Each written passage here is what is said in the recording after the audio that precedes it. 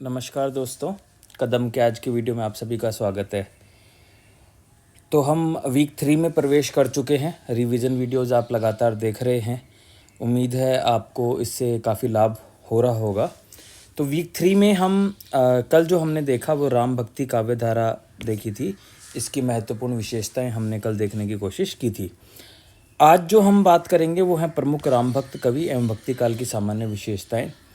देखिए, प्रमुख राम भक्त कवि में ज़्यादा है नहीं, तुलसीदास पे ही सवाल आते रहे हैं और तुलसीदास पे ही यूपीएससी ने जब भी पूछा है तो तुलसीदास पे पूछा है।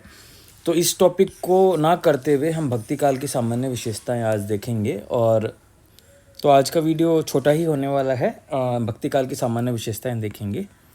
तो प्रमुख राम भक्त कवि की बात करें तो रामानंद से शुरुआत होती है। भक्ति द्रविड़ उपजी लाए रामानंद, ये कोटेशन ध्यान रखिएगा। रामानंद के संदर्भ में ये कोटेशन हमेशा यूज़ होता है। तुलसीदास हम पेपर 2 में पढ़ेंगे और केशवदास हम द्वितीय काल में पढ़ेंगे। तो प्रमुख राम भक्त कवि में और कुछ है नहीं, ज़्यादा प्रश्न पूछा नहीं गया, इसलिए मैं इसको ज़्यादा डिटेल में कवर नहीं कर रहा हूँ।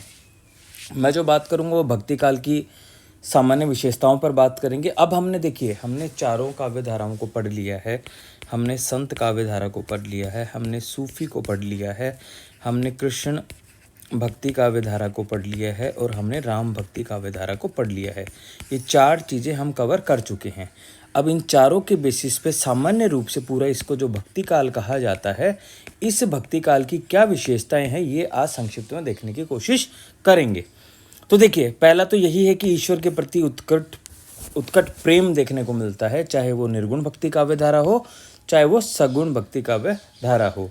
मानुष प्रेम भयो बैकुंठी, ये तो जैसे जो सूफी काव्य धारा है उसका कोटेशन है। ऐसे ही कृष्ण भक्ति काव्य धारा में पग घुंघरू बांध मीरा नाचिरे। तो ईश्वर के प्रति जो प्रेम है वो हर जगह देखने को मिलता है। आप एक एक दो कोटेशन यूज कर सकते हो। दूसरा है वो है समानता का भाव, कि सबको समान लेकर चलने वाली जो बात है ये हर एक भक्ति काव्य धारा के कवि ने कहा है। चाहे वो कबीर हो, चाहे वो सूर हो, चाहे तुलसीदास हो और चाहे वो जायसी हो या कोई अन्य कवि भी हो।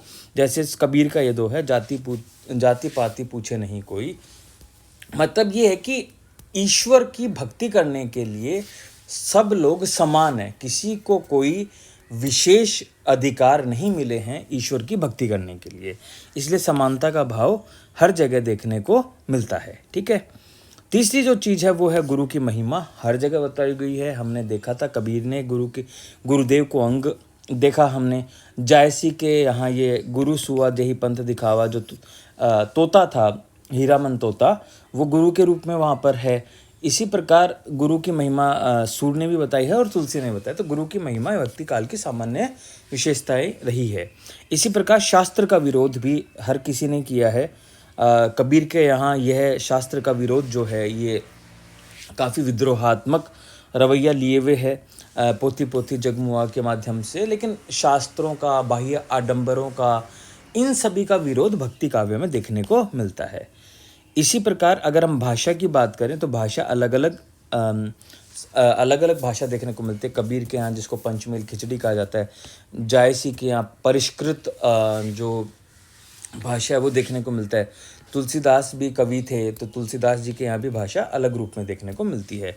अनुप्रास के भाषा कहा जाता है तुलसी को। तो भाषा सबके यहाँ अलग अलग देखने को मिलती है। काव्य रूप भी अगर देखें तो हम तुलसी के और जायसी के यहाँ प्रबंध काव्य देखते हैं, कबीर के यहाँ मुक्तक काव्य देखते हैं और कृष्ण भक्ति में हम प्रबंधात्मक मुक्तक या उसको लीलापद भी कहा गया है। इस प्रकार का काव्य रूप यहाँ देखने को मिलता है।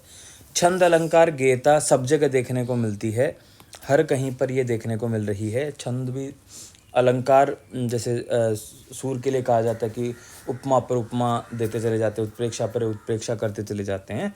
गेयता सूर के यहाँ भी देखने को मिलती है। तुलसीदास तो अनुप्रास के बादशाह, तो गेयता देखने को मिलेगी ही मिलेगी।